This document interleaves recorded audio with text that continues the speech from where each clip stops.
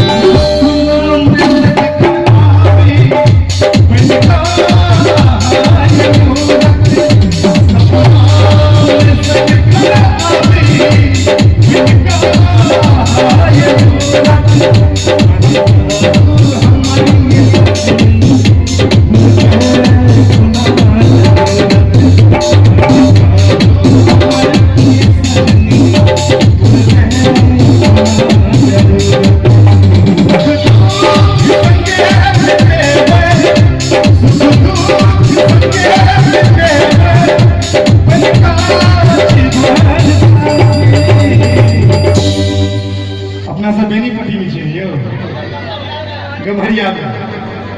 जखन गम्हरिया के लोग के नेपाल पड़ोसी देश से कोनो लड़की से जखन प्रेम भ जाए अच्छा नेपाली भाषा में की कहबे हुजूर को माया पाए हुजूर को माया पाए